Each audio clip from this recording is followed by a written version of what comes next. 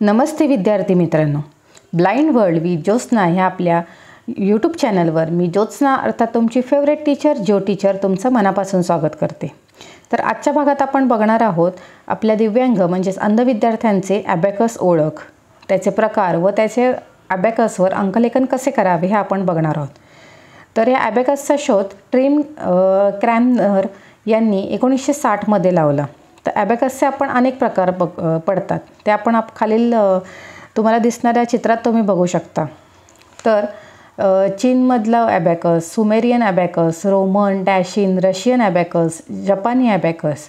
तर अंध व्यक्तींना आपण क्रॅमर ॲबॅकस वापरतो, कारण अंध व्यक्ती देखील हा वापरू शकतात अशी त्याची रचना असते। ह्यामध्ये त्याच्या मण्यांच्या मागे एक रबराचा किंवा वेल्वेटचा तुकडा असतो, त्यामुळे आपण त्याची हाताळणी करताना मणी जागेवरच राहतात, पटकन इकडे तिकडे होत नाहीत। आणि ते त्यामुळे काय होतं तर अंध व्यक्तींना ते हाताळणे सोपं ठरतं आणि सॉफ्ट फॅब्रिक असल्यामुळे ते खास दिसायला पण एकदम खास असतं। तर आपल्याकडे जो ॲबॅकस आपल्या ब्रेल किटमध्ये येतो तो हा आपण पुढील प्रकारे आपण बघतो। या ॲबॅकसची पेटी आहे आणि हे ॲबॅकस आहे। आता त्या ॲबॅकसचा आपण काय काय वापर करतो, तर ॲबॅकसवर आपण वजाबाकी, गुणाकार, भागाकार, दशांश अंकाची चिन्ह ह्या सगळ्या गोष्टी आपण करू शकतो। ह्या ॲबॅकसचा आपण आता ह्या व्हिडिओमध्ये आपण बघतोय। तर ॲबॅकस जे नॉर्मल ॲबॅकस असते त्याच्यापेक्षा हे ॲबॅकस थोडंसं वेगळं आहे। ह्याच्या मागे जी पट्टी आहे, त्या तारांच्या मध्ये जी पट्टी आहे त्यात वेल्वेटचं असल्यामुळे हे पटकन मणी इकडे तिकडे होत नाहीत। तर हे आपलं ॲबॅकस आहे आणि आता ॲबॅकसवर आपण गणितं कशी करायची, अंकलेखन कसं करायचं हे आता आपण व्हिडिओमध्ये बघूया। तर आता आपण बघणार आहोत ॲबॅकसची ओळख आणि ॲबॅकसवरती अंकलेखन कसं करावं हे आपण बघणार आहोत। तर त्यापूर्वी आपण ॲबॅकसची रचना बघूया। तर हे आपलं ॲबॅकस आहे आणि या ॲबॅकसवरती वरच्या बाजूला एक एक मणी आहेत आणि खालच्या बाजूला चार मणी आहेत, 4 मणी आहेत। त्याच्यानंतर या ॲबॅकसमध्ये 15 तारा आहेत। ह्या ज्या तारा तुम्ही बघत असाल त्या अशा 15 तारा आहेत। त्यानंतर इथे मध्ये डिवायडर आहे, डिवायडर म्हणजेच विभाजक पट्टी आहे आणि या विभाजक पट्टीवरती 4 ब्लॉक्स केलेले आहेत। एक तुम्ही इथे लाईन बघू शकता, 2, 3 आणि 4 हे 4 बॉक्स आहेत। आणि ह्या ॲबॅकसचा वापर करताना आपण आपले जे तर्जनी आहे, हे जे फिंगर आहे आपलं, ह्या तर्जनी आणि अंगठा या 2 बोटांनी आपण ॲबॅकसवरती काम करायचे आहे। तर आता ह्याच्यावरती ॲबॅकसवरती मी तुम्हाला दाखवते। तर उजव्या बाजूला सगळ्यात पहिली जी तार आहे ती एककाची तार आहे, ते झालं एकक। त्यानंतर जी दुसरी तार आहे ती दशक, मग शतक आणि हजार, असे पुढे वाढत जातात। तर सगळ्यात पहिले आपण एक कसा लिहायचा ॲबॅकसवर बघूया।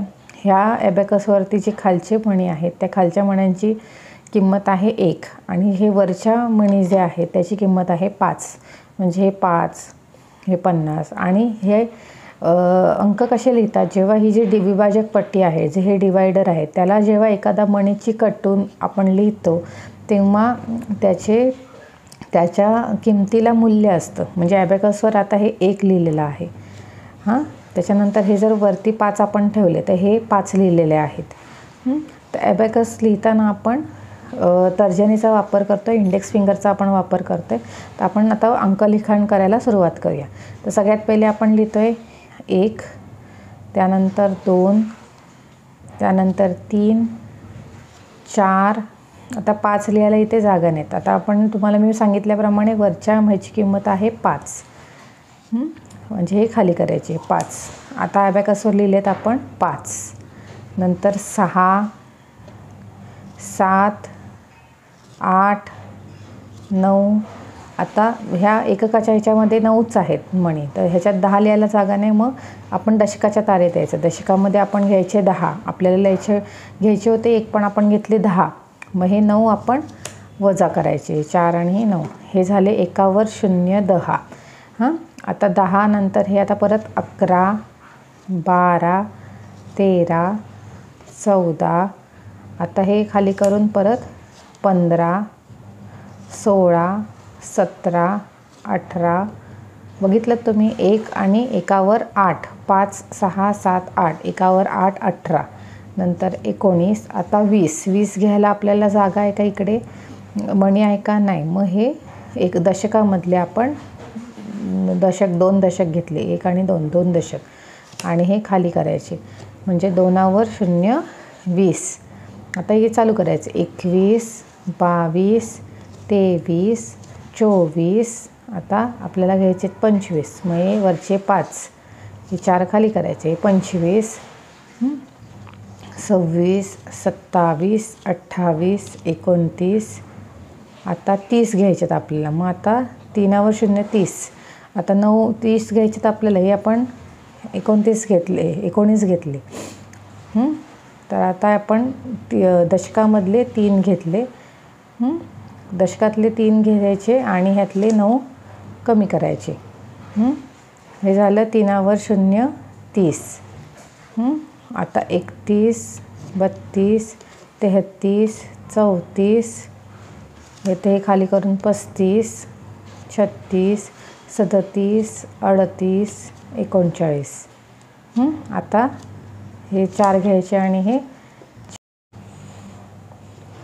तर अशा प्रकारे आपण 40 लिहिले आहेत. आता हे 41 42 43 44, वरचे 45 46 47 48 49. आणि आता इथे 4 आहेत का काय घ्यायला, मग खाली घ्यायचे आणि हे 5 आणि हे 9.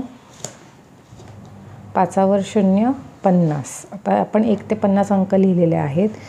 आता ह्यात तुम्हाला जे काही अडचणी असतील तर मला कमेंटमध्ये नक्की विचारा आणि आजचा व्हिडिओ तुम्हाला कसा वाटला हे मला नक्की सांगा आणि लाईक शेअर आणि सबस्क्राईब करायला विसरू नका.